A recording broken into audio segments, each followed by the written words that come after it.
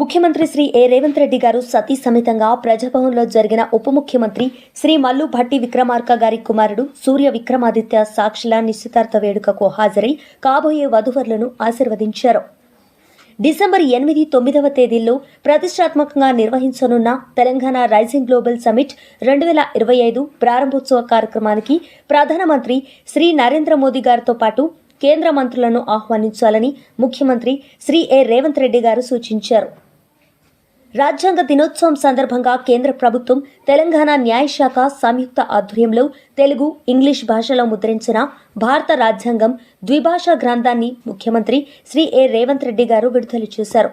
రాజ్యాంగాన్ని సమగ్రంగా తెలుగులో అందించడం అభినందనీయమని ఈ సందర్భంగా ముఖ్యమంత్రి అన్నారు.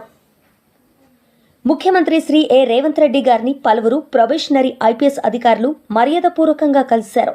ప్రొబేషనరీ ఐపీఎస్లు ఆయిషా ఫాతిమా గారు, మనీషా నెహ్రా గారు, మందరే సోహన్ సునీల్ గారు, రాహుల్ కాంత్ గారు ముఖ్యమంత్రి గారిని కలిసిన వారిలో ఉన్నారు. ఈ సందర్భంగా RBVRR Telangana police academy director Abhilash బిష్తున్నారు.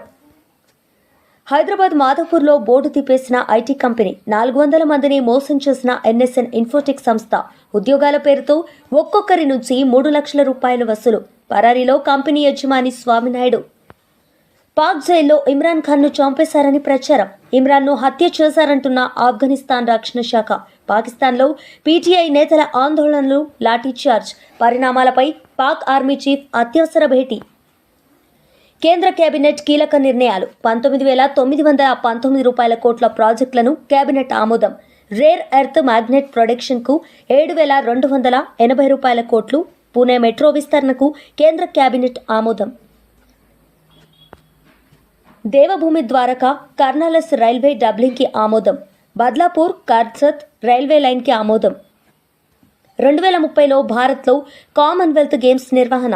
Ahmedabad వేదికగా జరగనున్న కామన్వెల్త్ గేమ్స్. ఢిల్లీ పేలుడు కేసులో నిందితులు అమీర్, షోయబ్ను కోర్టులో హాజరుపరిచిన ఎన్ఐఏ అధికారులు. భారత మహిళల కస్టడీ జట్టుకు సీఎం చంద్రబాబు శుభాకాంక్షలు. ప్రపంచ కప్ గెలిచిన భారత మహిళల కబడ్డీ జట్టుకు శుభాకాంక్షలు తెలుపుతూ మాజీ సీఎం జగన్ ట్వీట్.